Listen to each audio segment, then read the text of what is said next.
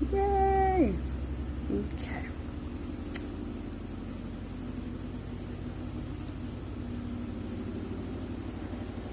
Tagging.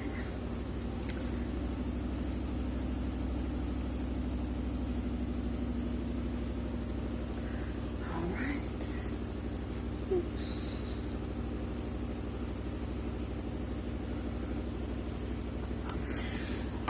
All right.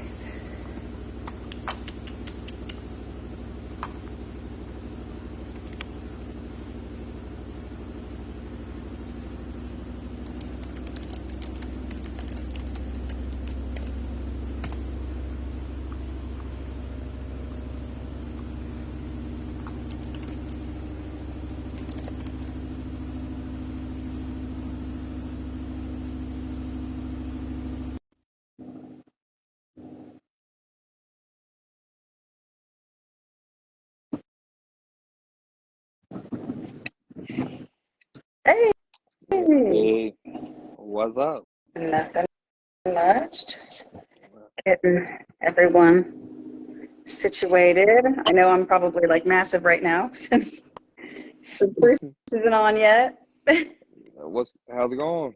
What's going on, everyone? Can you hear me? How are you? With the mic? Yes. Yeah. Perfect. Yeah, we are good on that front. Whee! Now we just wait for Bruce. Bruce. Hey, I So, appreciate you joining us. Hey, man, it's my pleasure. whereabouts are you located? 15 minutes east of Dallas, Texas. Oh, Ah, okay. What's it doing weather-wise down there? Raining like it's April, and it's, not April. You're like, hey, thanks for the rain, I think. Yeah. I mean, when you have a pack of dogs and it's raining, it puts you to work. Mm-hmm. Oh, yeah.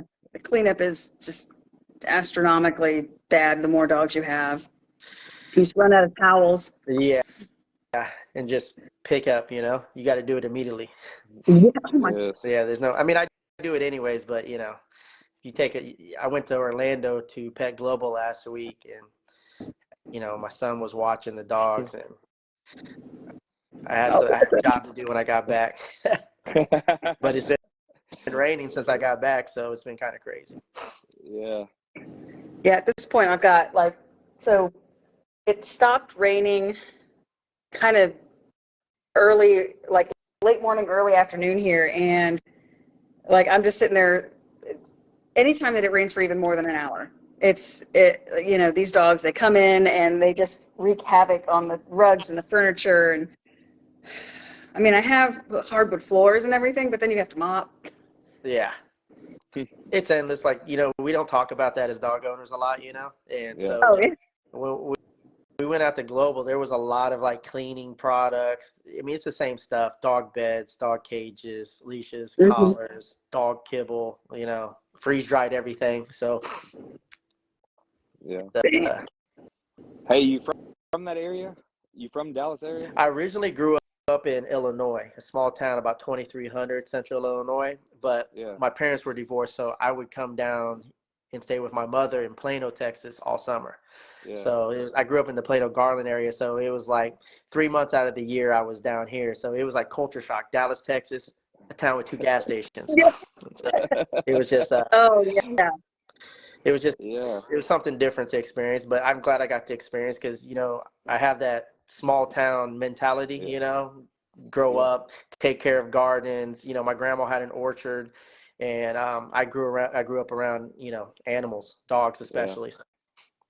I mean, but in our town, it was like my grandma's dog, Jed. He was a Cocker Spaniel. He ran the whole city.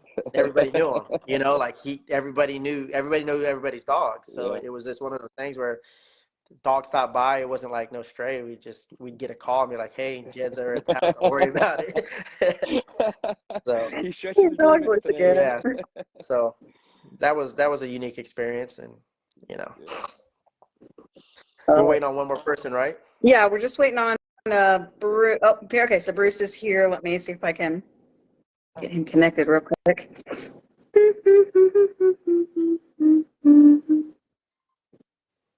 Come on, Bruce, pop up. Experiencing technical difficulties.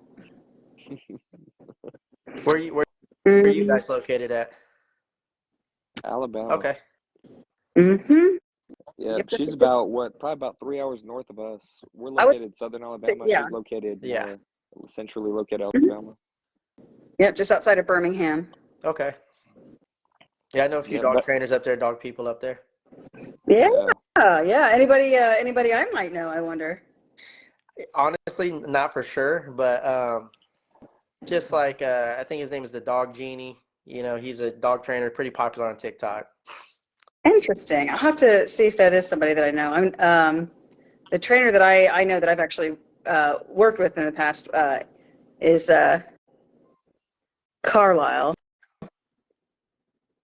Let me see. Why isn't it not letting me add him? Bruce, come on, 2 Trains. Send me a request.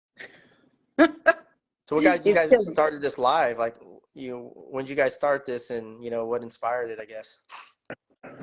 We started Well, about a year and a half ago. We started it, and Yeah. it was really just a buddy of mine came to me and he's like, "Hey, like, what do you think about starting this?" We went on live one day and it went pretty well. We got Bruce on as the guest. Like, I think it was the next week. Yeah. It hit off really well, and we're like, "Man, let's see." And it just became a weekly thing. Like, how far can we go with this? Yeah. And we had Amanda on last year, Valentine's Day, actually. And then she came on shortly after as a permanent guest, and we've just every week it's been something pretty good. mhm. So started off just a simple let's get on and see what we can do, and here we are a year and a half later. It's come a long way since the message boards. Yeah. Oh my God.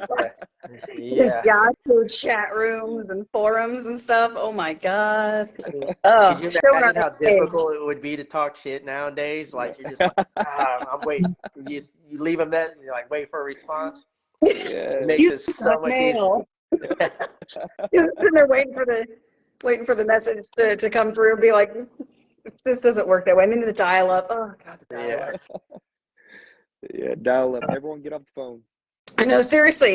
Why is everyone else on this line? I need this line for the internet. Well, since I'm not quite sure what's going on with Bruce as far as, like, it shows that he's able to view, but he's just not able to hop on just yet. So I don't know if he's working something out. But I'd like to go ahead and get this thing started so that way, we can go ahead and kind of dive into this interview with you. But oh, there he is. Boop. Sound effects are free, just so you're clear. Good. I wasn't going to pay for them. So disloyal.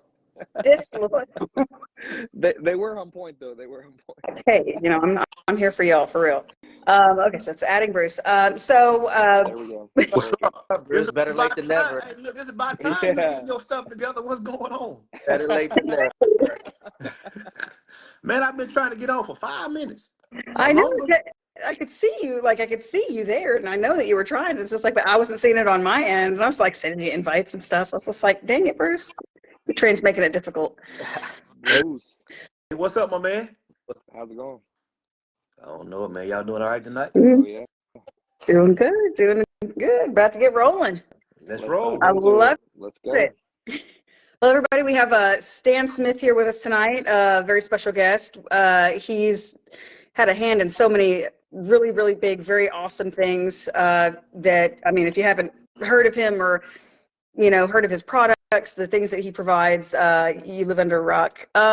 So usually how we start is we ask you, Stan, to introduce yourself, kind of tell us a little bit about like if you have a business, a kennel name, things like that, and then what specifically got you into the bully game in the first place. I mean, it initially starts, by the way, my name's Stan Smith. I'm the inventor of the world's greatest dog harness, the XDog vest. I've had my hands in dog supplements and dog products for about 2 decades now. Wow. And initially started out as far as like the bully game started. I had dogs all my life, being a biracial kid in a small town, poor, right? Dogs taught me a lot. I was very insecure as a child, one eye. And, I had lost my eye when I was about 4 years old. I was playing on my father's car. Back then we had these car antennas and it hit me in the eye. And I didn't want to tell him I was playing on the car, right? Yeah. So my mom didn't speak English, and she was just like, she knew something was wrong. So we went to about 4 or 5 doctors, and, you know, they all diagnosed it at pink eye. And then we went into this one doctor because it was like 2 weeks and nothing really changed. And I remember this doctor just yelling at my parents, like, you should have brought this kid in here earlier, right? Yeah. And at 4 years old, you remember this, like, how do you remember shit like that, right? But it was a moment, and Yeah. it ended up being a blood clot. So it was either the infection was going to go to the brain or I had to lose the eye. So I remember like sitting on the surgery bed, and I'm like, I'm gonna trick these people, right? Because I was freaked out. So I was like, as soon as they put the mask on, I'm gonna take the gas off. And this was at 4 years old, right? And I did this, and the next thing I know, it's like I wake up and there's a blur, and these 2 nurses are over and just like really kind to me and stuff, and it just felt like I went to sleep and it was the next day. And next thing I know, it was just, you don't have an eye, right? And so Lord. at that age, you're going around with an eye patch for a while and stuff like that. But it was dogs, like dogs were that one species of animals that they didn't care what race I was. They didn't care I was broke. They didn't care that we were poor. They just loved you unconditionally. And so I always had this infatuation and love for dogs growing up. And so when I was able to finally get old enough, I was like, man, I'm going to get a pit bull. Because I grew up in a small town, but I was exposed to Dallas, right? So I was exposed to hip hop and that whole culture of that industry, and eventually got into the music game. So I was like, got in the newspaper, saw somebody had some red-nosed pits, met him in a parking lot, and got my first pit bull, and her name was Deja. And then I took a deeper dive. This was about year, I don't know, 2000, or 1999, 2000, that era, right? Yeah. And that's when I started took a deeper dive and got into the message boards. And I found this guy in Houston who had a dog named Cecil the Diesel, who was a son of Cairo. And I didn't know who Cairo was. I didn't know anything about that shit, Yeah. I just saw that this dog was fun. He was impressive. And we brought him up to my a parking lot at the mall up here in Dallas, Texas. Ended up getting the dog, and then I took a deeper dive. He told me about the message board, so I got in on the message boards and stuff like that. And then from there, I grew up. My father raised these pigeons called king pigeons, right? And basically, they're a bully pigeon. So 40 ounces. They're based off short backs, wide heads, short beaks, big chest, balance. Feet had to be balanced in between. So if you look up a pigeon, look up king pigeon. Yeah. And then my father was a color guy, so he was the first, one of the first persons who actually created the color gold, which is like it's like a recessive gene off a dilution of like just different colors of birds. So he took these Modinas, which was like a smaller version of a king pigeon, which is like, between 20 ounces to 30 ounces. And finally bred it into where he created lavenders and like the color gold. So he was like a color specialist, where I was more of a phenotype specialist. So I always had an eye for phenotype. And so when I started taking a deeper dive into the bully breeds, I saw this dog named Remy. And that's when I saw Remy, I saw this breeding. It was on the message board. It was Remy bred back to a dog named Gina Jules, which was that rock and ruby blood, right? And that rock and ruby blood, this dog Gina was not, the story behind it was that dog was not supposed to be in the hands of the person that I got it from. It was a dog that Cruz had given a friend, and the guy ended up selling the dog to this guy. And so this breeding came together, and that's when I went in there and I bought 3 dogs. I bought a female named Emmy, and then Shogun. And then I bought another dog to give one of my kennel friends. And I was hustling at the time. So, I was spending $3,500 on the dogs. I didn't care. And it was a good move because I was about 3 years in the bully game. And then having the music, being in the music industry, it accelerated, it fast tracked me. And then from there, it just got into where I got into, hanging out with a lot of Elite Edge members and different breeders and stuff like that. And those who are doing the Atomic Dog magazine, and from there it kind of got a little crazy, you know what I mean? Because it's kind of like, who's this kid who's only been in the game for 3 years, fast track his way, and now I'm selling stud fees for $5,000, first pick pups $8,500, $10,000 at that time, but I didn't have a job. I had caught a case, so it was like one of those things where Shogun really took care of me for like an entire year, right? He was paying bills. He was paying rent. literally, like I would do a breeding and I would just sell the first pick off of it. And that's how I survived. I was homeless at the time. Wow. My son was 2 years old, you know, and I was living out of my car. And that's when I went to, I was like, man, I kept going to these dog shows, and then everybody was wanting to put muscle on the dogs, and they were feeding, you know, there's all types of, at the time there was Puppy Gold, there was a New Vet, right? And I was like, with the music industry, we would just, you know, do mixtapes, put, you know, throw them in the trunk, and then go to these shows and sell them out. So I was like, let me take a popular dog, which was a dog by the name of Nemesis, who was owned by Carl Pratt, right? Put his face on the label, and I white labeled like 30 bottles of vitamins. It ended up being like 36. You buy 10, you get 2 free. Threw the label, popped the trunk at one of these bully shows, and sold out. I was like, it wasn't even 30 minutes. I was like, oh, I got something. I had no knowledge on nutrition or anything like that. Yeah. And then I end up contacting this manufacturer. I said, well, can you make a weight gainer for me, right? And they're like, yeah, we make them for equine. And so from there, I went down this rabbit hole, and I became obsessed with nutrition. And we're still behind in the game as far as, like, you know, we had the message boards and stuff like that to sell the product. We would go to shows, but it was right before Amazon kind of really hit really hard. And I was getting my ass kicked, you know, around 2012. But the guy, my business partner now, his name's Stephen Cortez. Him and his brother owned a hip hop magazine called Block to Block magazine, right? And so he was doing like mixtape covers and stuff like that. And he's like, man, I'd love to come out with a product. And so when he had come out, I was like, well, I got an idea, because I'm getting our ass kicked. So he was big on e-commerce, building websites, online marketing, and, you know, and stuff like that. That's where he was strong at. And I already had in my back pocket a product called a brand called Muscle Bully. And I was like, so why don't we just partner up with that? And then, man, the first year we probably did 250,000 on Amazon. And I was like, okay, come on as a full partner. And then we launched EarthVet. And at that time, I was like, man, if we could come out with a weight vest, because I was about 7 years in trying to come out with a weight vest. And I didn't know how, I had no business degree. I didn't know how to research product, product development or anything like that. And he sent one email to a manufacturer of ours, and they just hit us back. And that's when we created the XDog vest. And 2017, we launched it. And from there, it just, you know, you already know what it is. So it just took off from there. So, but during that whole time, I have relationships with PhD nutritionists, PhD biochemists. You know, I've come out with like custom formulated dog food. You know, so I got all the experience over the past 2 decades on how to develop product and stuff like that. And, you know, as a business owner, you go through these surges where you're like, you know, these up and downs, and, you know, you go through these crazy different seasons, and you just continue to get better and better and better. Your relationships get better, your network gets better, your resources get better, you grow up a little bit, you know how to deal with people and shit like that. And it just goes from there. Man, what a ride. Yeah.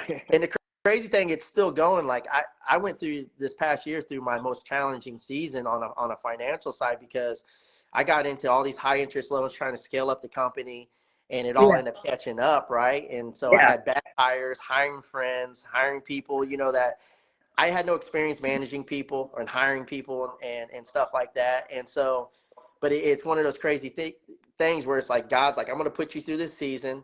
You're going to go through this crazy season. And now, like, I just came back from Orlando, and here's another crazy story. About 5 years ago, right? 5 years ago, my buddies who own this dog food manufacturing company. It's now it's probably the second largest freeze-dried company in the world. They're like, man, I need to hook you up with this guy named Brian. He's out of Rockwall, Texas, which is the city next to us. Mm-hmm. And he's like, man, he's in the wholesale retail. You need to link up with him.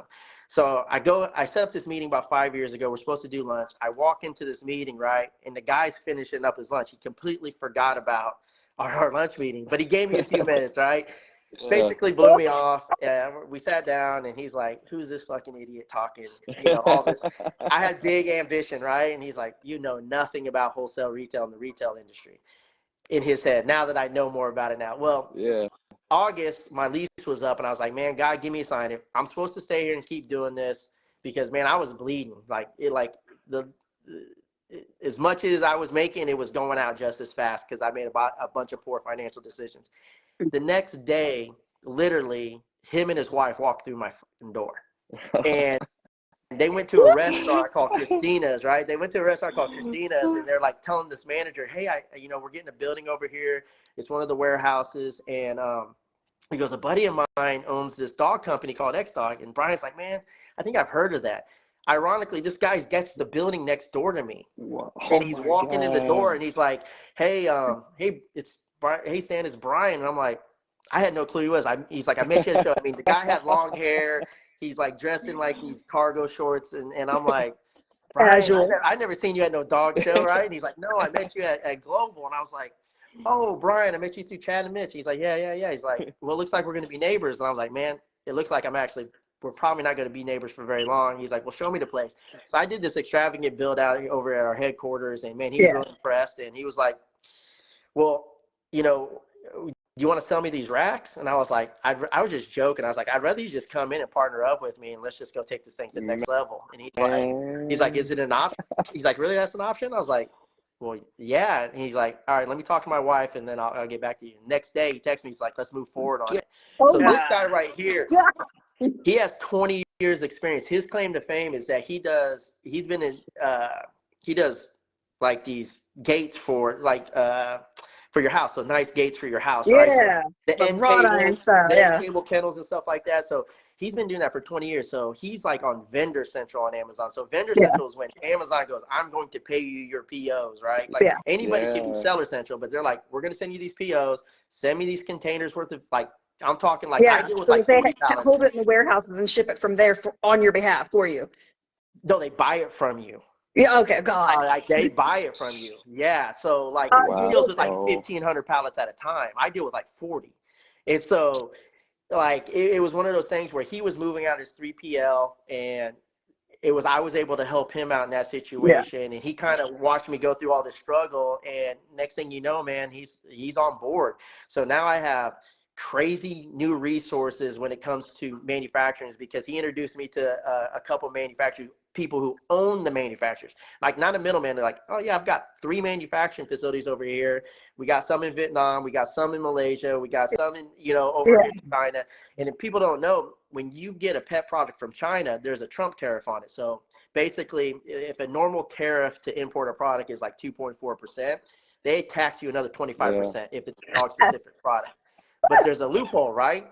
If you get it manufactured in China and you send it to Vietnam, now you don't have to deal with the 25% tariffs because you're importing from Vietnam instead of China now, right? So that's some game for you guys right there. If you guys want to create a product. If I ever want to come up with an awesome invention. Yeah. And then it's like the capabilities of creating products, like it was like being a kid in a candy store, because I'm like, there's so much different materials. Like when you guys see the V4s that are coming out, it's like totally different game. And he's such a big negotiator, because on the wholesale side, the margins are so thin that you have to know your numbers. I was never a numbers guy. I was just like, make a great product, wing it guy, right? He's like, you don't know your numbers. And he was like blown out of it. Like, he's like, your numbers are phenomenal. Like my margins are phenomenal, right? So he was just like, and anyway, so we have meetings with Hollywood Feed. We're flying out to Arizona to go meet with PetSmart and Petco. And it's just one of those things where we're digging into. Now we're going into retail now. So it was a side that we never dealt with. We're meeting with the buyers from Chewy. It's just this thing where it's like you just keep digging and digging and digging and digging, and you're right there. And I needed to go through that season, right? Like I needed to know how to actually run a business.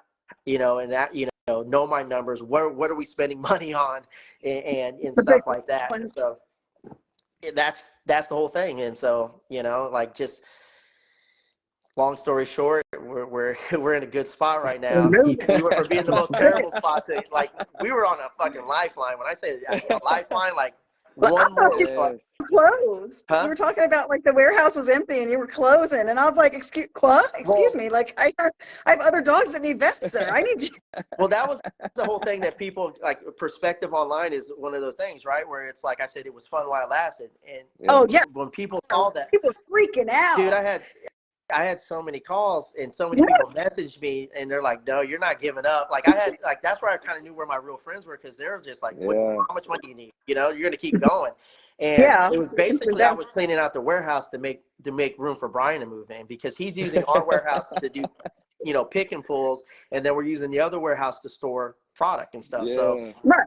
and then not even a month later, another friend of mine texted me out of the blue, out of nowhere, and he's like, "Hey, you looking for a roommate?"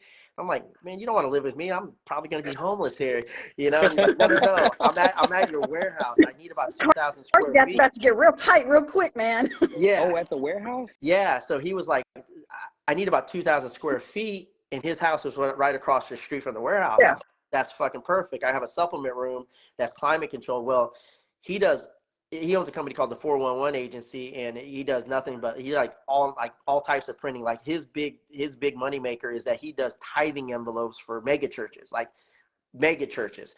And so we got in-house printing, in-house marketing. He has all these different resources. So it was just one of those things, man, where it made my faith way, way tighter, because I was literally praying. I was like, man, you have to get a sign. And he's like, okay, here's some signs, right? Now, what are you going to do? Envelopes, here's a house, here's a... Yeah, here's a full-blown in-house marketing. Doing his life. Yeah. And he's super connected too, man. He also does like the pamphlets for the Dallas Cowboys and stuff like that. And so now I have all these resources where it was like, okay, now I can actually do some consulting. If somebody has a product, I know how to get your product created, get it placed. Yeah. I've been through it all. Like as far as just like when we talk about college education, like I've been through a massive education, and I've also had the capabilities, I've been blessed with being able to work with, a bunch of different dog trainers and just different influencers and stuff. And it's totally two different worlds. The wholesale retail side is it's a different world than, e-commerce and direct to consumer. Dang. Yeah. Just picking up all that stuff. We do have a couple questions so far.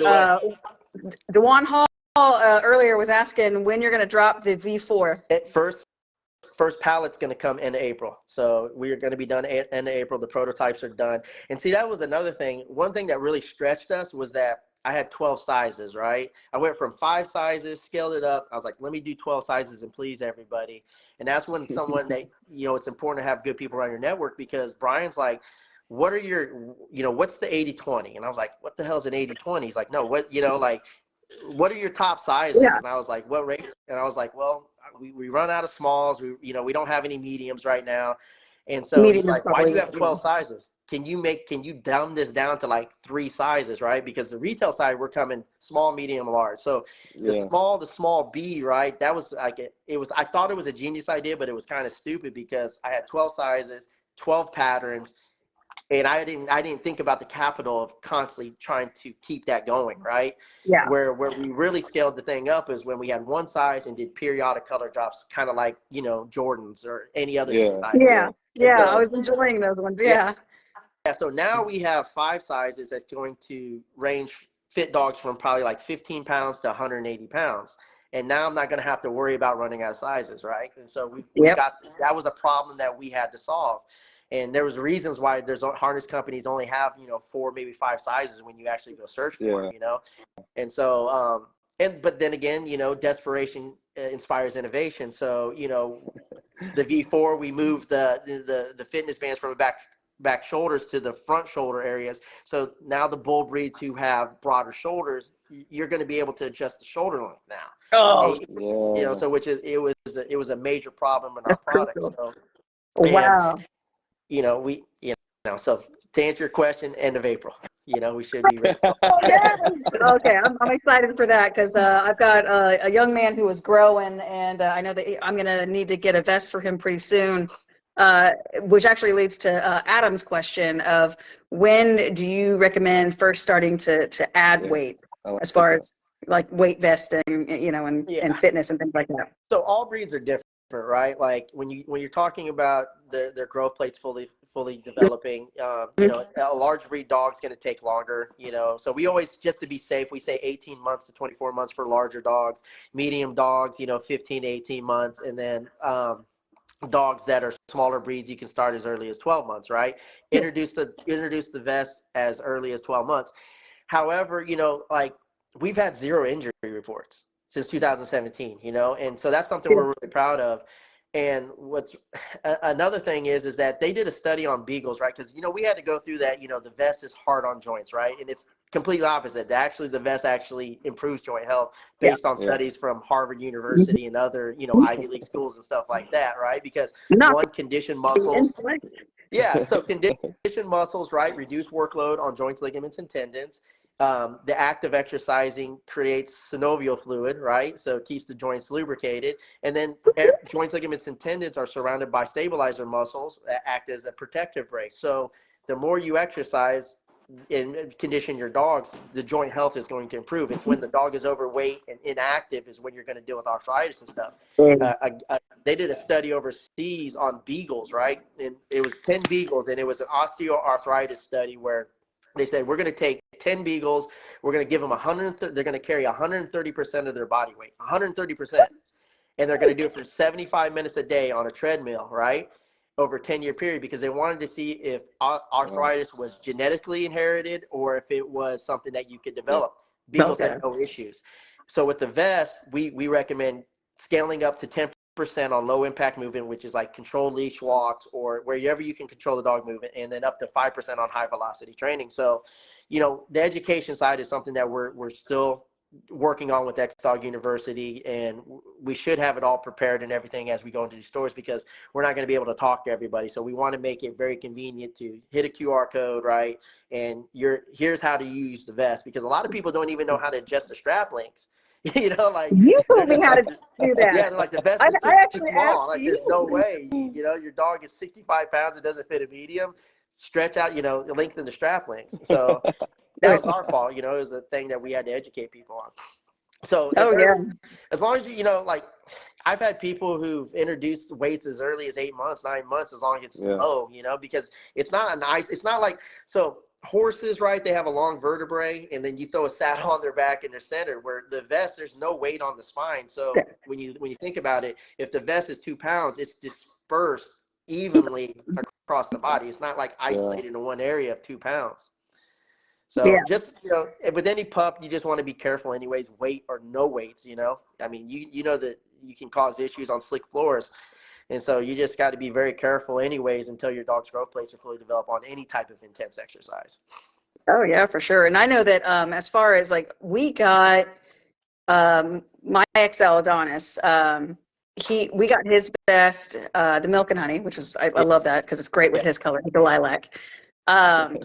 We got that one when he was, gosh, I want to say it was 13, 14 months. And we didn't add any weight to it. We literally just let him wear it and get used to it. And we were using it while he was show training. Yeah. We were taking him to Lowe's and, so socializing him, and it helped, I guess it's almost like a security blanket. So like those thunder vests, it's a very, very similar effect, obviously, if not the same effect. And so like that helped a lot.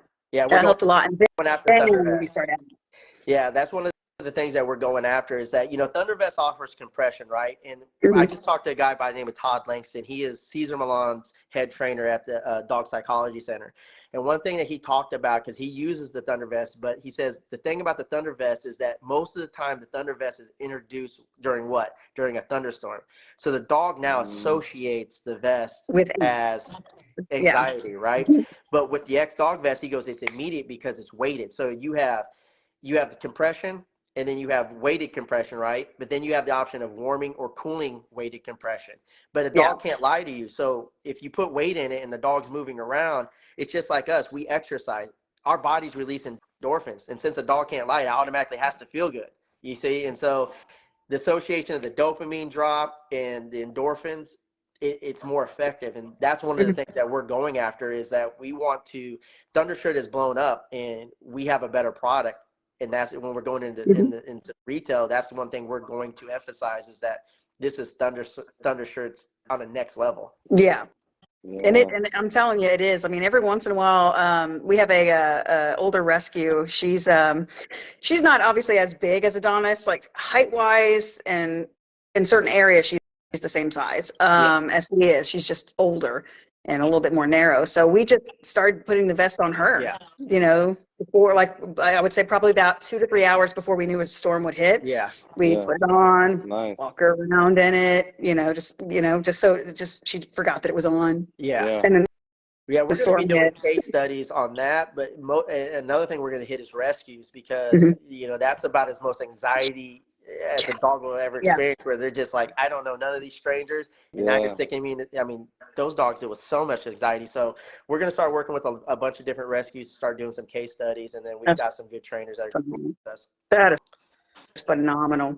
Yes, There's actually a really cool rescue back because I lived up in Boise for a while, and they have a Boise Bully Rescue up there that I think would be kind of a fun one to look at for something like that, because they do a lot of foster work, and they do a lot of rehabilitation, which is through fitness and through activities and things like that. So I think that might be something. Yeah, connect us. Yeah, for sure. Yeah, we'll absolutely. work with. Awesome. I'm trying to see, like, 'cause I'm just like sitting, I'm so immersed that I'm like not even looking at the comments. So like, see if anybody else has any questions. I don't know if Apparently it's like all about me and my needs. Yeah, I don't know if it's like on Instagram to see, you know, where they can have a question box, but yeah, I don't know. Because right now it's just sitting in the comments. So thus far, I think the questions that you've already are automatically answered, really. Yeah. So so we know that you're obviously you're in your business endeavor and just kind of hitting this new wavelength. I've seen you post videos of your own dogs. Yep. What all dogs do you own presently? I co-own a dog by the name of Bravado that with Con.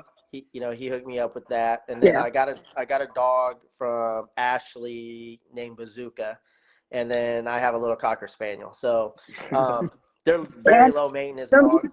Yeah. But the interesting thing is, like, Bazooka is more of like she's like a front of the pack dog. You know, she's very confident. Bravado is a back of the pack dog. That's why I don't really bring him out, because he has some confident issues at times, like, so it's one of those things where, like, the whole co-ownership thing was one of those things where, like, in this case, I failed as a co-owner with Tom, because he had a lot of opportunities to do some studs when we first launched them. But the game changed. I never pulled a dog. So it was never something I did. I'd always go to the vet, and we just said, frozen and stuff like that. But by the time I could get him to a vet, which was 45 minutes away, he was just too hot. He was dealing with anxiety in the car ride and stuff like that. Yeah. So that's a dangerous one. But it's been a great experience, because, the dog before that, I had a staffy named Triton who inspired the XDog vest, and you had to have a heavy hand with him. And with Bravado, you have to be completely opposite. You can't have a heavy hand with him. So I never really took him to shows to stress him out or anything like that. I mean, I could probably take him to shows and stuff like that, but to me, it's not worth it. He's the perfect dog as far as, like, our family. Like, he's really back in the pack as far as, like, he's chill. I can leave him out in the house. He's the only dog I can leave out in the house, and he will not touch anything.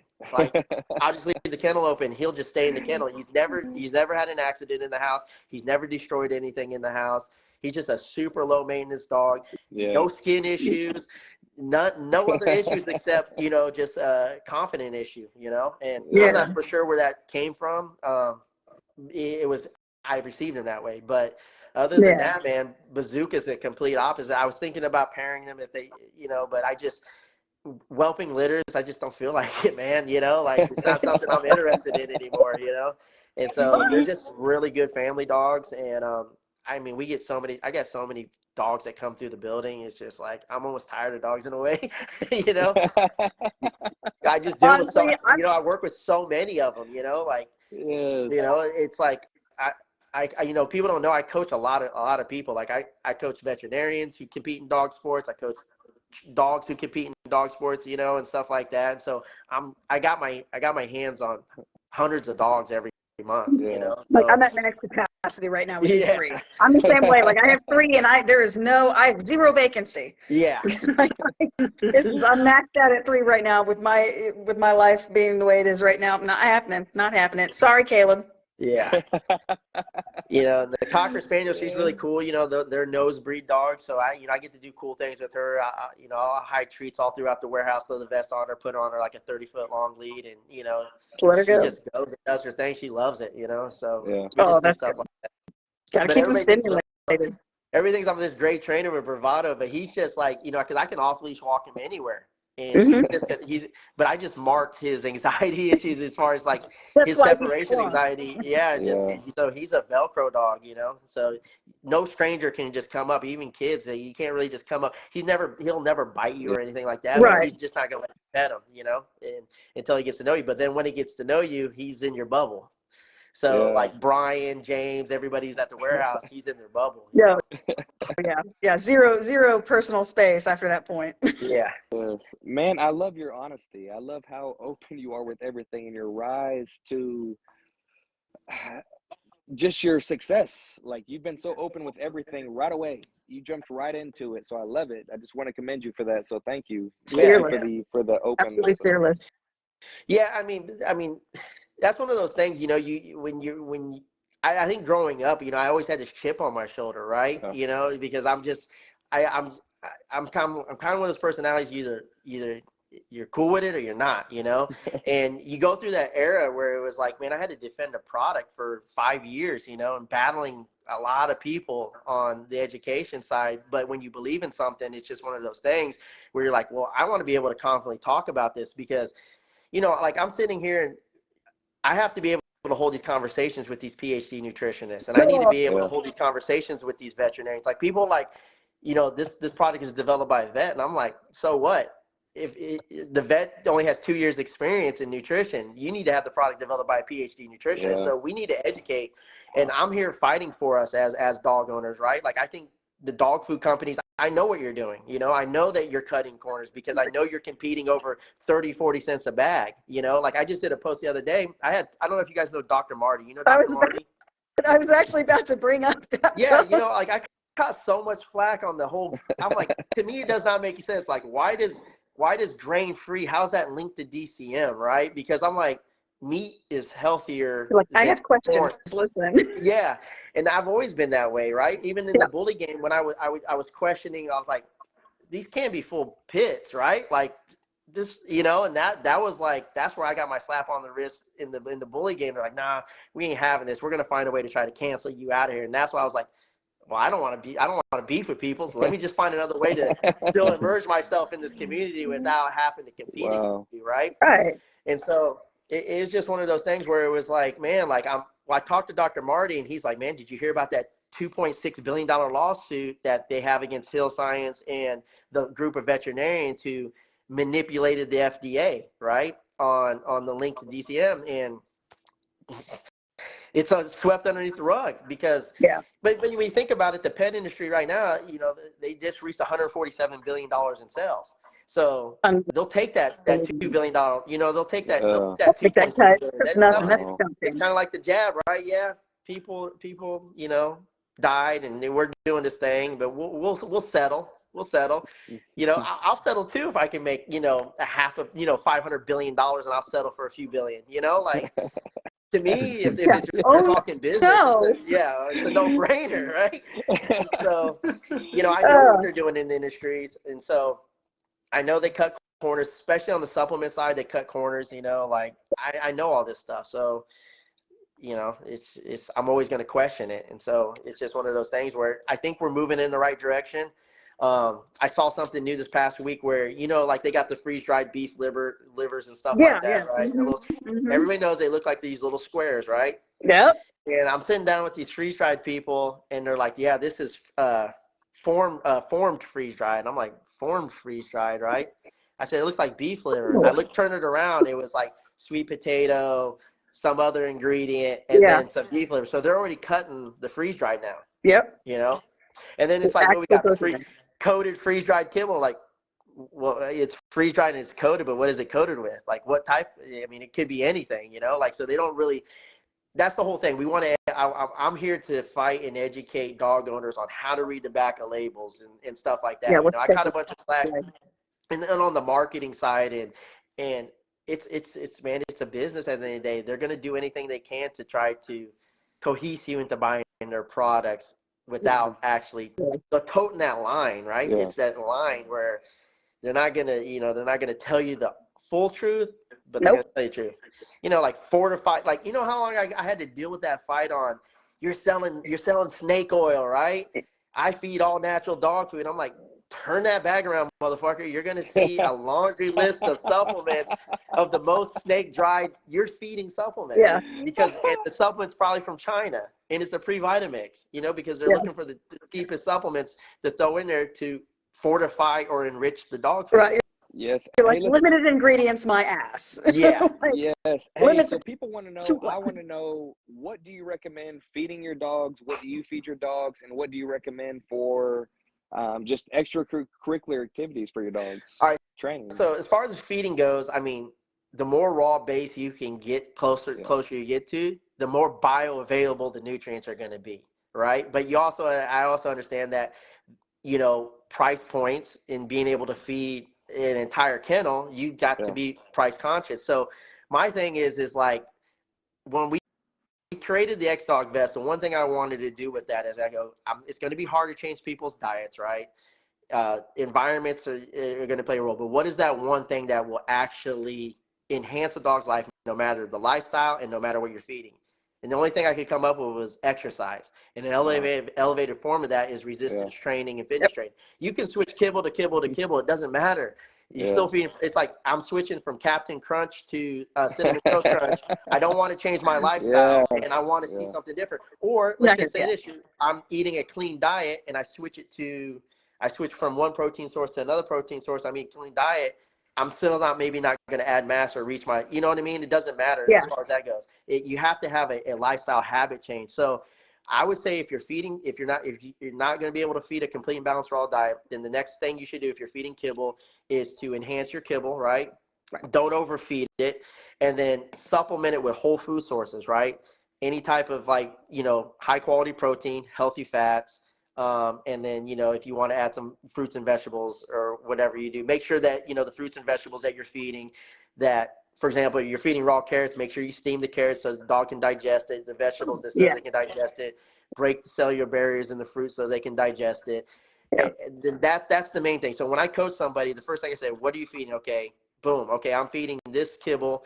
Okay, what are your goals? Let's say if they're feeding a grain-free, right, dog food and they want to gain weight, I'm going to knock them out of ketosis. I'm going to say, okay, we need to add some ancient grains in there, right? Get them out of ketosis, and then we're going to add some healthy fats. And then if they want to get a supplement, then we can take it to the next level from there, right? But it's always the foundation of hydrate your kibble, add some whole food sources to it, and then add, obviously fill in nutritional gaps with your supplements. I'm always going to promote an active lifestyle, right? So there's three things. Let's get into the just genetics, right? So genetics is it's DNA, right? It's everything from the smallest microorganism on the planet to the largest whale in the ocean. We're all made up of cells, massive cells, right? And all genetics and cells can be influenced. If it couldn't be influenced, dogs are not the only species on the planet that their genetics can't be influenced. So if that was the case, the dog cannot gain weight or cannot become malnutrition, right? And if you ask anybody, if you take a dog and you make him an indoor dog, right? And he does nothing, and you take that same dog and you put him on a farm and he's on land, his body's going to look different just based on the environment. So it's nutrition, lifestyle, environment. Those three things will influence the genetics one way or another, either positively or negatively. So when people say it's just genetics, that's a red flag. I already know that you know nothing about genetics, because there's not a geneticist on the face of the planet that'll say any otherwise. For example, if you take a marijuana seed, right, and you clone it, they're identical clones, and you throw one out in the wild, right, and let it just have natural sunlight, and then you go, I'm gonna take the same seed, it's an identical clone to it, and I'm gonna hydroponically grow it. Do you think it's going to yield the same yield? It's not. Why? Nutrition and environment. And lifestyle, right? And so that's the main thing. And so if we can get people to focus on feeding less and feeding a more nutrient dense diet, no matter whether you're feeding complete raw balanced diet or kibble, and change the habits, make sure you have good daily habits, and then have a good stress-free environment, right? Have an environment that's stress-free. You're going to help your dog thrive. And that's what, that's how you can maximize genetic potential. We're having a lot of good feedback from people that are listening to your description of lifestyle changing and making sure that you're feeding them a right balanced diet. Well, that's why I made the XDog vest, because I'm like, dude, if you have 30 seconds a day, we make it almost impossible for you not to exercise your dog, because it takes about 15 to 20 seconds to put the vest on, and your dog doesn't have to change its lifestyle. It can have the same lifestyle, hour or two later, just take it off. That's at the minimum. Right? A minimum investment. Now you can enhance every movement and take your dogs, you can create different habits and take it to the next level. But 30 seconds a day, if you ain't got 30 seconds a day, you probably shouldn't own a dog. Yeah. Love it. Agreed. Adam said, how do you keep your dog in the anabolic state when should you let them go into a catabolic state? I mean, you should watch their breathing, right? Like, every dog's going to be different. Like Bravado, it doesn't take very much to get him in an anabolic state, right? And it just depends on type of the workout. Every dog is going to be different. Like Triton, I couldn't wear him out. That's why I made the vest. I could not wear him out. Like, I thought 3 miles a day, daily walks, exercising countless amount of fetch. I had to apply resistance training to it and then read the dog. There's no way I could I couldn't take Bravado or Bazooka and do that. It'd be impossible. Yep. So you just have to be able to read the dog. Every dog's going to be different.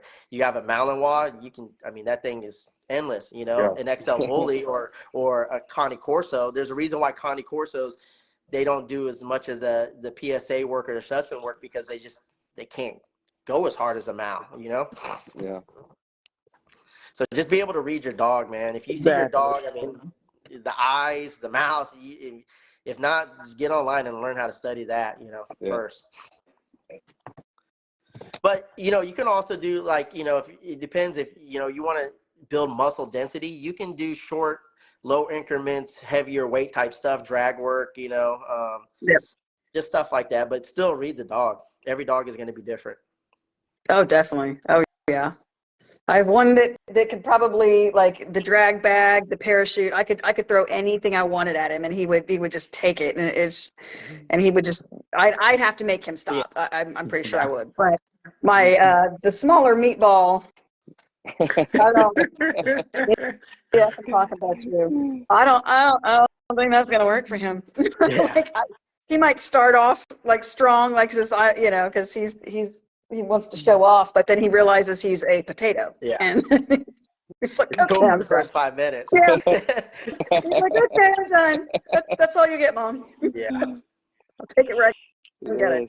Hey, so what all products do y'all offer currently? Man, right now we're focusing on supplements, the vest, the fit collar. I've made some innovations on that, so we're expecting to have that probably in May. And I'm working on a hybrid slip leash / leash that I'm looking forward to launching. But that's another thing. I went through our extensive product line. I said, okay, what's really working for us? What's really not? Let's eliminate and stop putting money towards things that are not working. That's why I kind of stopped doing the dog food. Now they're trying to the new guys are trying to bring in the dog food again. Because I was like, it's one thing to take, and you guys can go white label any type of dog food. Anybody can come out with dog food. You just got to probably invest into 10,000 pounds, put your bag on the end of the conveyor belt, and you can white label dog food. But I custom formulated dog food. So for example, when I came out with the True Beast, I wanted the highest calorie per cup, no corn, no soy, no wheat, no peas, no potatoes, and it needed to start with meat. And so I paid the PhD nutrition who made Blue Buffalo. I paid $5,000 for that recipe, right?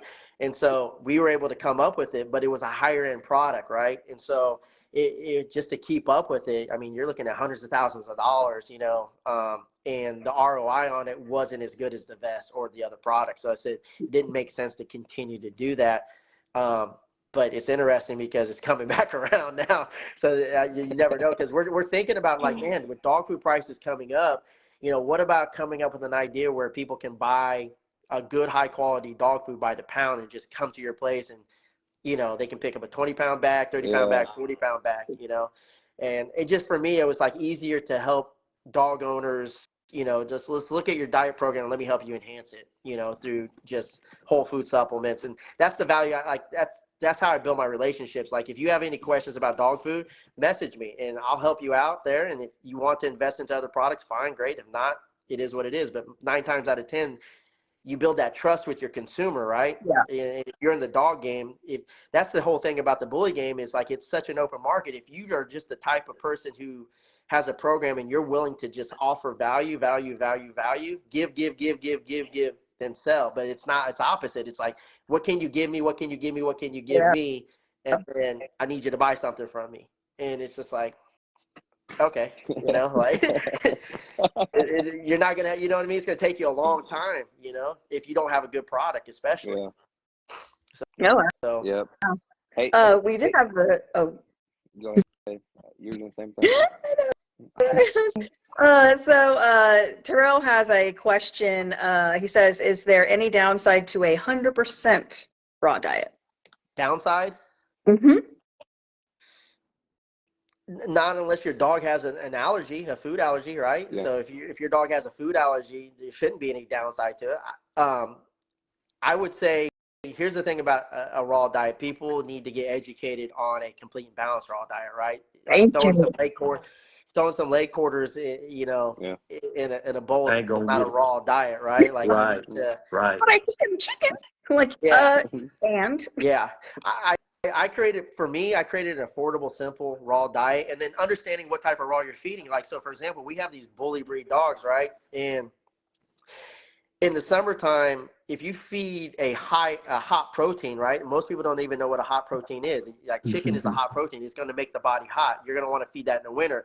In the summer, you'll want to feed a cooling protein like, venison or elk or, something that's going to be falling on the cooler side. And if you don't know what it is, just Google search, hot protein versus warm protein versus cool proteins in a dog food raw diet, and it'll give you a list. Like duck is, I think, is a cool, maybe pork might be on the warm side. So understanding your dog's breed and understanding the climate and the year is valuable. And then understanding the types of, if you're going to add fruits and vegetables to your dog's diet, understand, how they're able to absorb it, right? A lot of people feed vegetables and it's like, your dog's going to pass it. It's not even going to absorb it. It's not going to take any of it.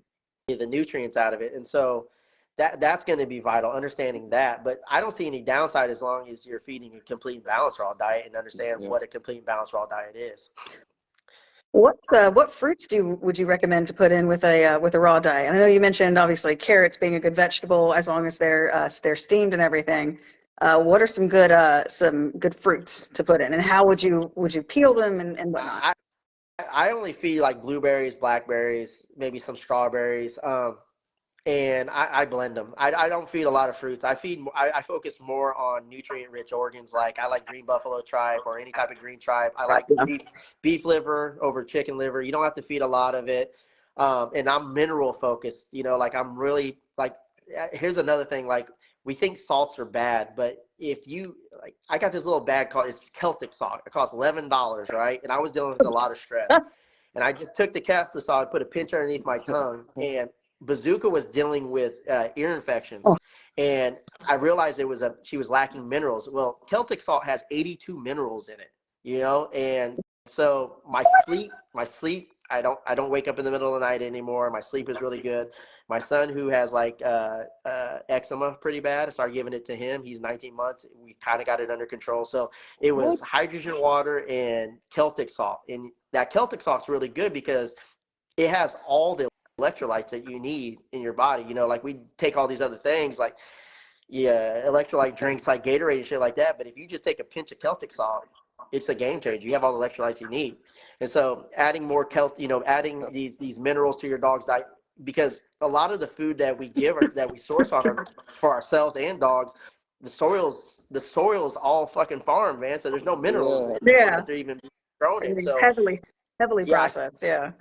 I see a big movement on minerals in the future, especially because when you think about it, your dog should be getting about 10% bone and secreted organs, but it's because of the not just the vitamins but the minerals, which are really important.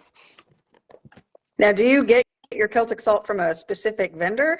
It's Amazon. It says this little blue bag. It says Celtic salt. It's like $11.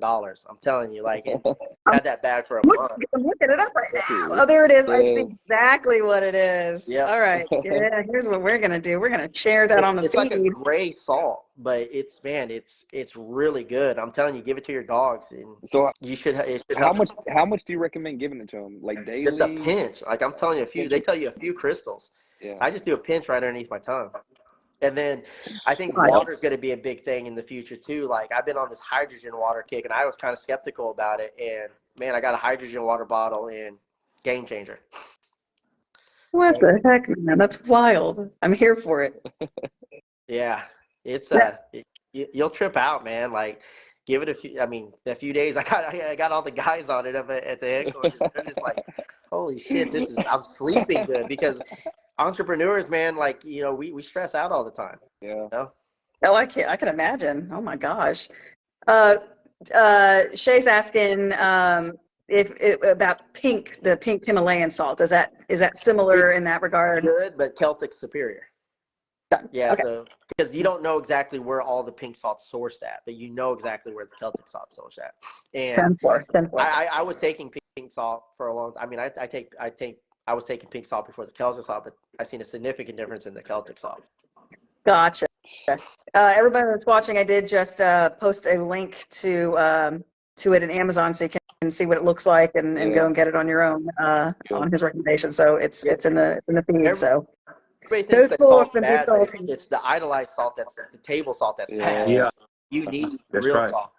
Yeah.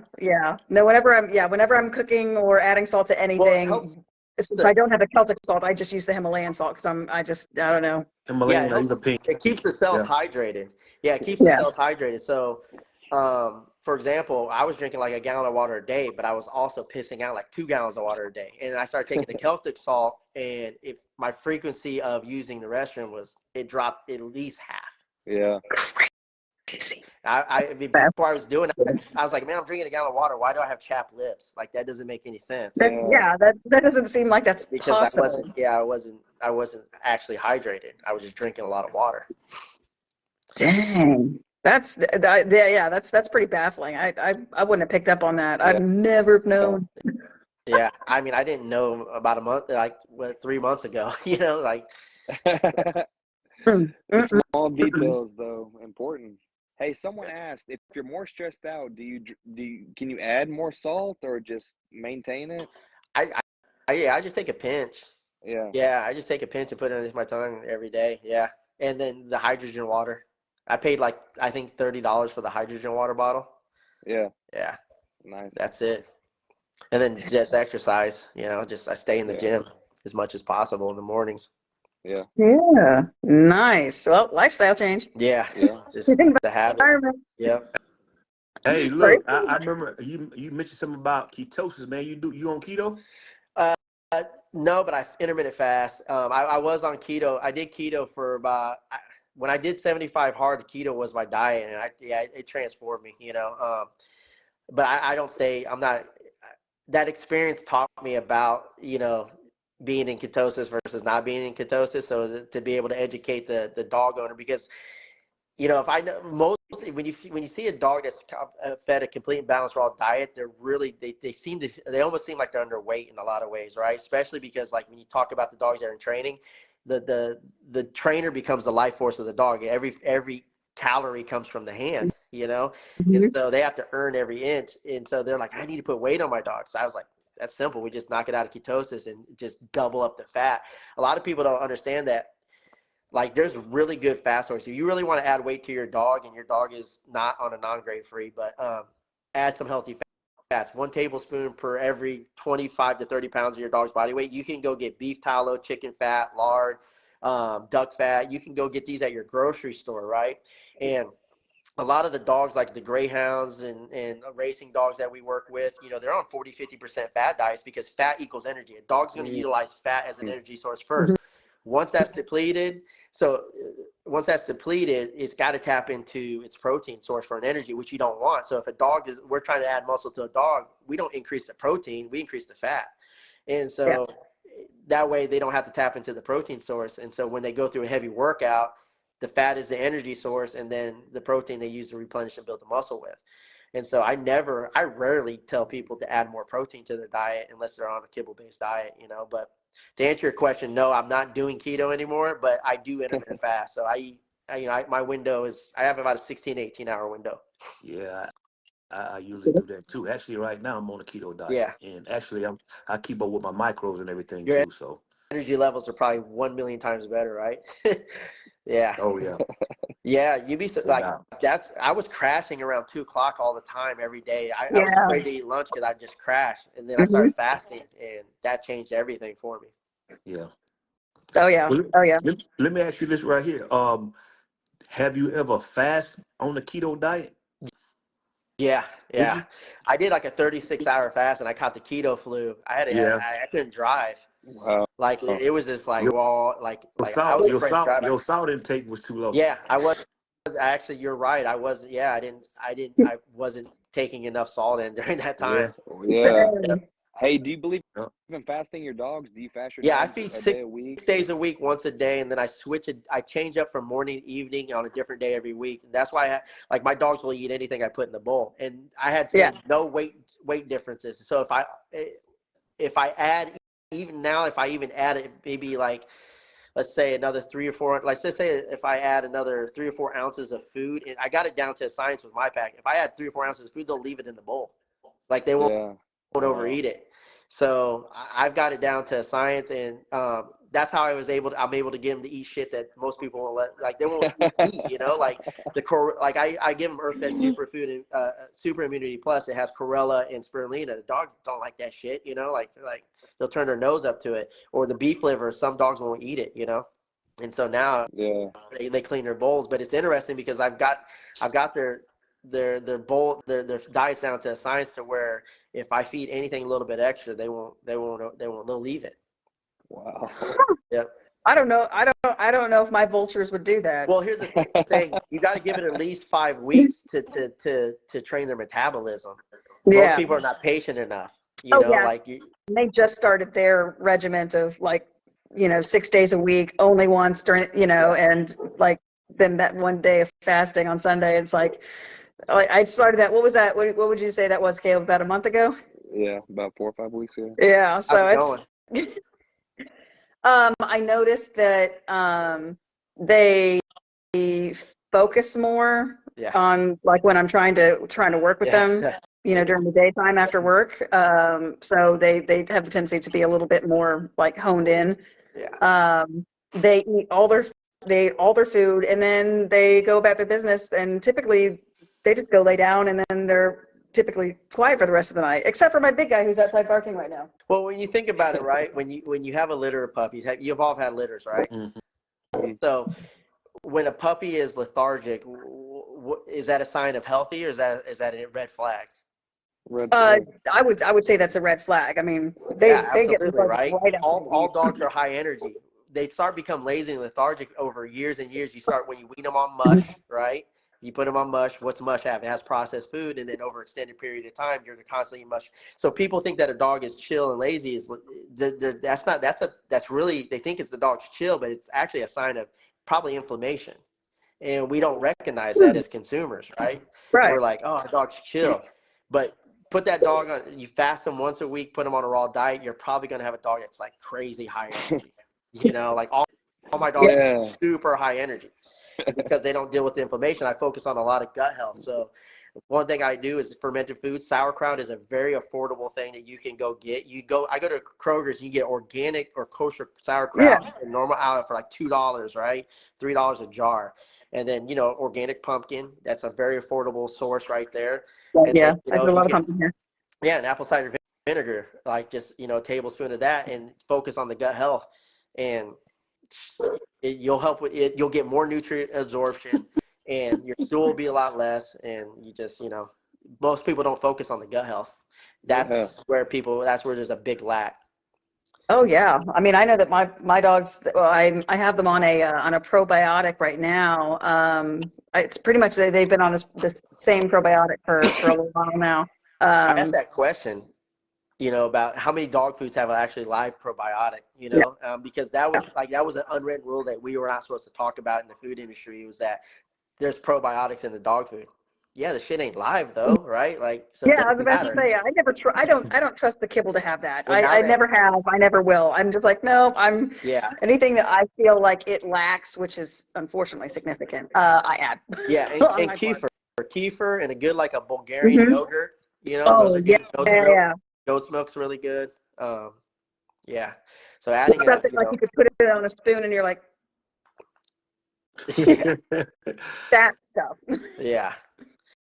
So I think, if we can get people to focus more on nutrient absorption, you can extend the life of your bag because of dog food. And your price will go down because your dog's absorbing more nutrients. You don't have to worry about it you feeling like it's underweight when it's probably technically not underweight.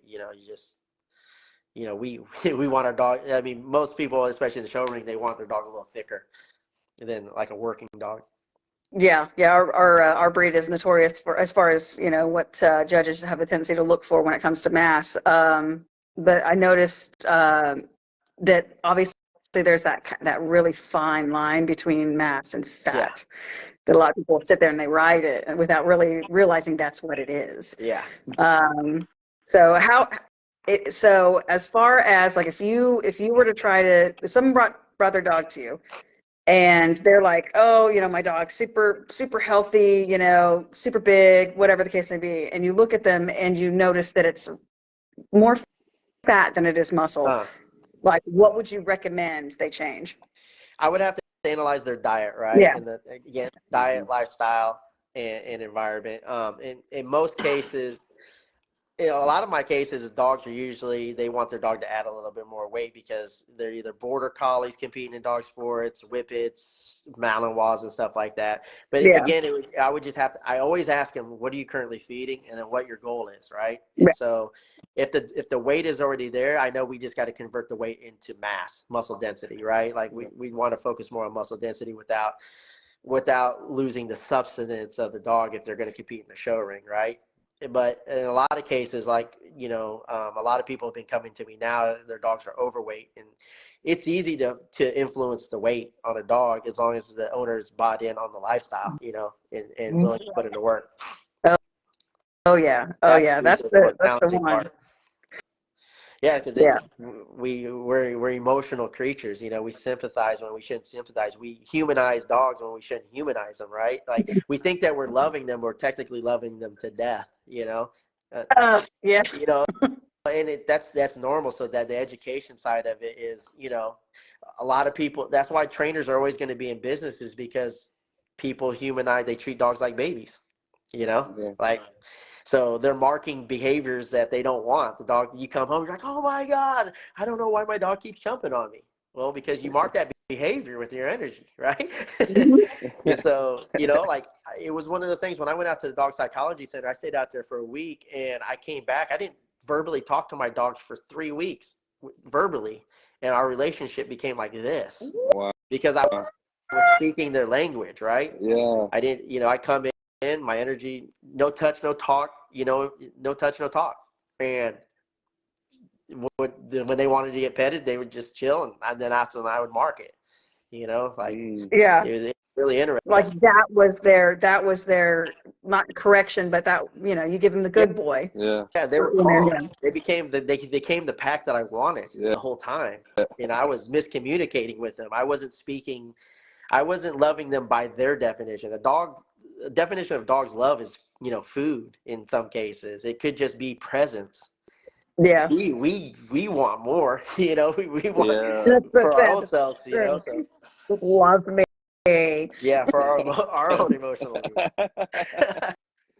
I have that. I don't learn that shit the hard way, Like, damn, all I I need to do is stop talking to my dog. I'm the worst. I will have conversations with my dog. Now, I have a tendency to do that more like when we're in the car. Yeah. I'll sit there and I'll just have, because I'm Yeah. bored. And these they're just these dogs are probably trying to sleep in the I'm back, just and waiting they're for just like, that one why word is that this I bitch still recognize. talking? I just need to hear you say treat. That's it. Right. That's Yeah, so all. They good boy. I'm understand gonna like dice. 4 words, and that's instead of it. But they're just like, woman, stop talking. I'm trying to sleep. And I'm like, Yeah. I I got mean, a it's like, problem. it's like, what's the first thing people do when they get a pup? Sit, sit, sit, sit, sit. Yeah. When you just be like, just wait till the dog sits and then just mark it, free shave it, Mhm. Yes. Ah, damn. Here's another thing I think people should do, and this is what okay, so we've had a few national champions, right? So I'm very proud of that. But here's something I think that that it's not being incorporated in the bully community or even the conformation show community as well, but it'll give you a competitive advantage. Is if you can start working on conditioning your dog, you utilize the XDog vest, right? But before you go into the show ring, do what bodybuilders do, right? Throw that vest on, get that blood flowing, and your dog Yeah. is going to look thicker when you take that vest off. The posture is going to be better, top line is going to be better, and but in order for that to work, you have to have your dog preconditioned, right? As far as like cardio wise, prior to that, you Yeah, can't don't overdo it. don't throw the vest on your dog for the first time at a show and exhaust them, right? But condition your dog and then have it. If you want to have that 1% advantage, go to the show, throw that vest, throw a heavy ass vest on the dog because your dog's used to it. And about 10 minutes before it gets in the show ring, take that vest off and then watch your dog just boom. And then it has all that blood flowing. And you're going to get that swellness. It's just like bodybuilders going up Yeah. to the stage before they stage. They're doing curls, they're push-ups, Oh, yeah. squats, getting that Oh, blood flowing. It'll give you a competitive advantage. Trust me, I've given it to a few people already, and they've done very well in the show ring. I like that. That makes a lot of sense. that does make a lot of sense. That'd be terrible to put on your dog for the first time. But like, hey, you're gonna be pumped up. Yeah, Get he might out just there. stand fucking still and freeze up on you. He's like, whoa, what are you doing? Yeah, All of a but sudden, the dog has trauma. yeah. And I Oops. think we're getting to that point where, it's going to get that Yeah, man. competitive in the next 4 or 5 years.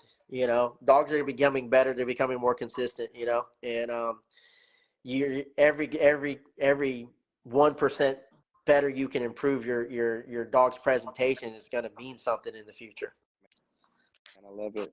I love this live. I love every minute of this. Like the information you're sharing tonight, like I hope people are sharing this and viewing Oh, in because this is some really good information, and thank you for this.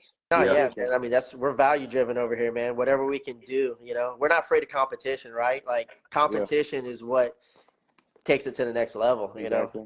oh, So absolutely. Yeah.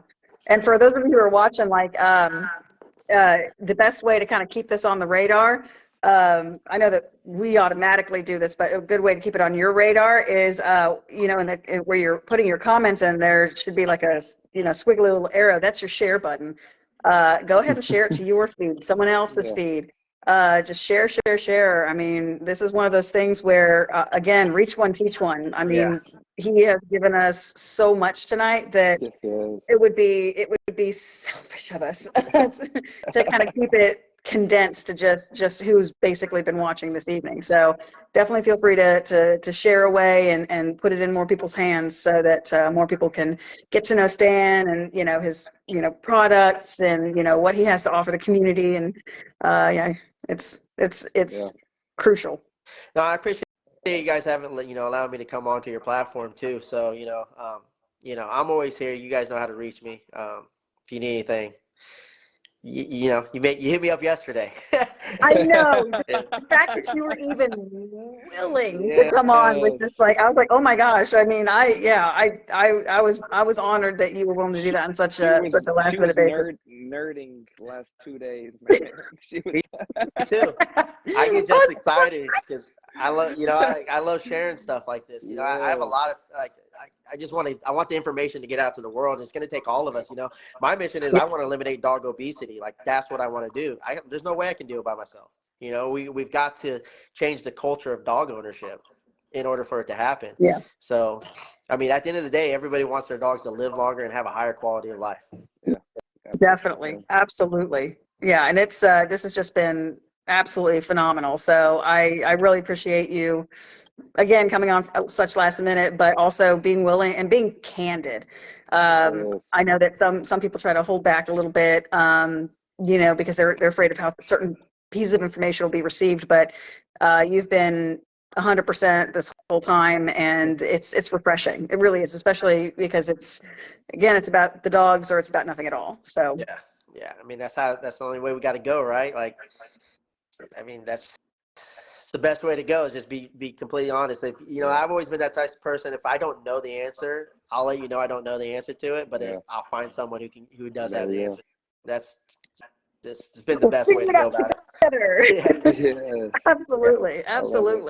We gotta be willing to take advice and be willing to dish it out. And if we don't know the answer, it's okay to say, hey, listen, I don't know, but you know what? I should. So let's do this together. That's one of the biggest things that's been a problem. People try to BS their way, into a sell, or they BS their way into something. This isn't a fluff piece. This isn't literature class. We don't take fluff here. Well, it's like it's like with for example, our muscle builders, right? Like, people expect them to be magic pills and powders, right? And it's like, you still got to do the work. Like, they're there to help your dog work out for extended period of time longer. But the whole thing is for longer, like, which means you need to do the work, like some products will yield a result, if depending on the environment. But, other than that, like, you still got to do the work. You should go do the work. Oh, gotta do it. Gotta invest your time, because I mean, they're here for you, so you gotta be there for them for sure. Yeah, absolutely. Man. Somebody was asking how we can share. There should be an option, next to the comment row, like where you put comments in. There should be like a sideways arrow.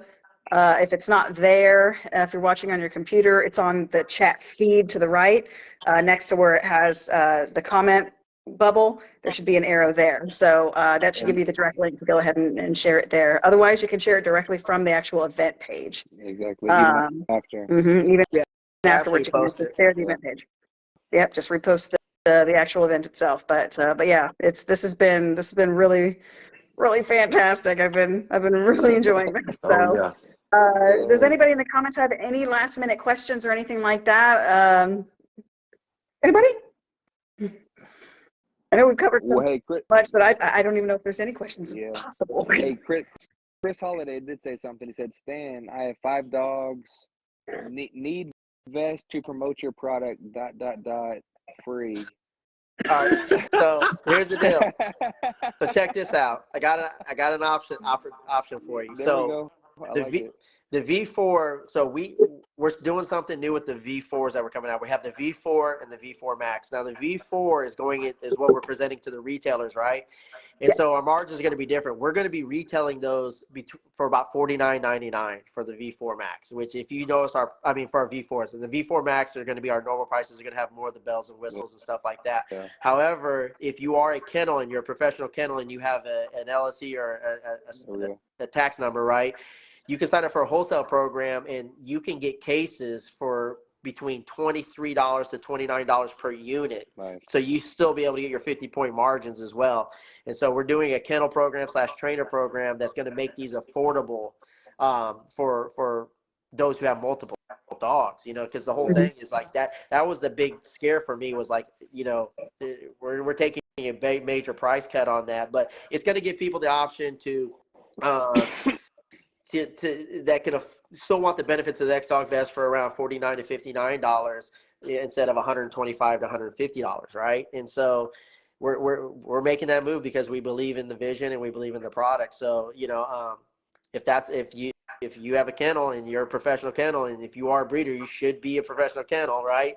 The reason why you should do that is because there's a lot of tax write-offs, dog food, marketing material, travel expenses. You can write all that shit off, man. So, like, you need write that down. You need to, I mean, there's so many price breaks. Your vehicle, like, you guys probably drive vehicles that are over 6,000 pounds. That's a $250,000 write-off. Yep. Wow. Mm-hmm. Like, campers. Campers. Your campers, technically, because you're using it as do it all. And on top of that, your buyers will take you more serious. So. You know, the more professional you are. You know, dog food isn't that expensive if you know how to write it off. You know, Oh yeah, it eventually pays for itself, I'm yeah, sure. supplements, Yeah. On the back leashes, end. all your tools. You know, all your equipment that you're doing to film it, to make your marketing. You know, to market your Yeah. product, your website, all that shit. Yep. You know, run your shit like a business. That's right. I like it. I don't know who you think you're barking at. He's going crazy. He's barking. I don't know what he's barking at. He's it's a little late for him. It's past his bedtime. He needs a job, If not, so you need to throw the vest on him. There I we go. seriously, issue I right just now. because with him, I worry about the right size for him because right now he's only popped once. Like, and I know, you know, from, you know, the way his dad is shaped, the way his mom is shaped, there's just this, it's a broad enough window of what he could be that I'm just like, I don't even know what size to go for. Like, I mean, with Adonis, it was super easy because he got to a certain height and width, you know, to a degree where one size would be able, like with adjustment, would be just fine. With this guy, I'm just afraid to get the wrong size and then not be able to use it because it's too small, you know. And well, that's what's beautiful about the new size chart, you know, having those 5 sizes. You know, the small is going to fit a dog from 35 pounds to 65 pounds. The medium is going to be 65 to 95. Wow. So we have these 25 to 30 pound windows now. And to be able to adjust the length of the shoulders, or, you know, like, that was a big move for us. So sizing shouldn't be as an issue, because trust me, I probably get about 20 emails a day saying they don't know if they need a large or large B, medium B. And I'm like, I got to eliminate this shit, man. It's too crazy. I mean, I'm excited to get him on it. I think it'll help him significantly. You know, because he does have a lot of energy. He still has that puppy energy, and I think that this would be a great way to get that out and benefit him. Energy equals, I mean, that's a sign of health. Mm-hmm. Yeah. So oh yeah, no, he is. Yeah, his vet says he's super healthy, and he definitely acts like it. Yeah, high energy equals health. You know. Yeah. He's super healthy. He's really healthy. He's still a puppy though. I mean, he's what, 16, 17 months old now, so he's still in his puppy phase. He's in his velociraptor phase right now. Yeah. That's good. Oh man, I've enjoyed this. Oh yeah, it's been very, very good live, man. Thank you. Thank you man. for Anytime. Thank you for your time. Yeah, let's definitely, if we're not, you know, let's link up. If you guys need anything from me, just let me know. I appreciate you guys letting me come onto your platform, man. It's been just as much a pleasure of mine, and I'm humbled that you even asked me. So thank you so much. So pleasure's all on this side of the table for us as far as that's concerned. And then I'll also try to get you in contact with that Boise Bully Breed Rescue. I think that would be a real fun opportunity to kind of help dogs in need, but also kind of get the feedback that you need for your problems. Definitely, like that's one thing we want. We definitely need that we're going to definitely collect more of, is that we want to see dogs that are dealing with some severe issues, and we want to see how the vets can help them.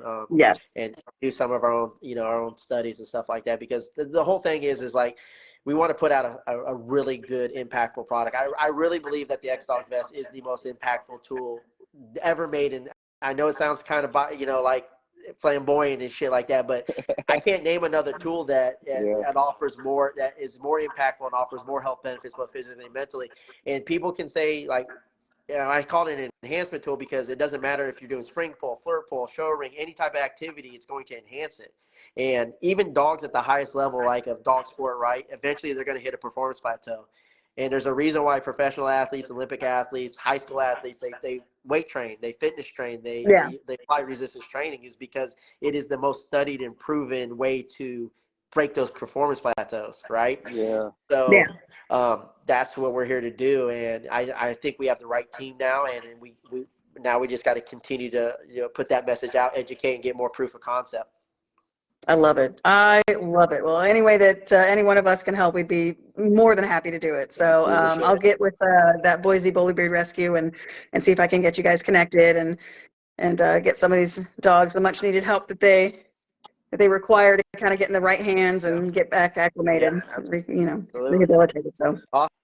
Well, Yeah, thank It's very you. exciting. And we'll have to do this again in the near future. Let's get the V4 in, and then we'll do another one. Oh, Absolutely. yeah, definitely. Well, yeah, I'm excited for that. So again, that's going to be end of April for that V4. Definitely get some really fun improvements on that, especially for our breed, who is a little bit more brawny in the chest region. So, well, all right. Well, thank you again, and everybody share. If you need any help doing that, obviously you can do it directly from the page, or you can reach out to me, and we can kind of figure out how to make that possible. Lois, was that a raise your hand question, or are you just saying hi, what's up, guys? Just late to the party. Yes, but let's definitely get another one scheduled. Yes. Yeah, Oh my This is gosh, how fun. This is very good. Yeah, but we want to make sure he got that vest came out too, that X4. So Yeah. Oh so yeah, he we can, definitely hey, so he want to can have some good feedback. actually, you know what? We ought to get him on before he just release it, and so he can dangle it in front of us. You know. yeah. There we go. We'll do maybe we'll do I'm like here a for giveaway. it. We'll do a giveaway for anybody live. We'll do something like that. That's what I'm talking about. Oh well, Oh, then gosh, we everyone would love automatic. that. Oh yeah, Yes. droves, man. I'm here for it. Well, let's coordinate that then for sure, because I know that that's something that everybody wants their hands on. And again, we've had a really good response to having you on. So it's we'd love to do this again, obviously. So Good. for that on. But y'all have a great night, man, you- and thank you again. And if you guys need anything, anybody who's watching this, just message me. You don't have to buy a product. If you have a question about dog food, dog nutrition, diets, exercise training, just message me and give me a few days. I'll get back to you. All right, you hear that, guys? He's accessible. Yep. All right. Well, thank you guys again. Have a great rest of your night, and just reach out to us if you have any questions, and definitely, talk to Stan if you have more information that you need for, dog fitness, food, nutrition, all that good jazz. So. All right. Thank y'all. Good, All right. good. Yeah. Thank you. All right, good Have a night, great night, guys. guys. All right.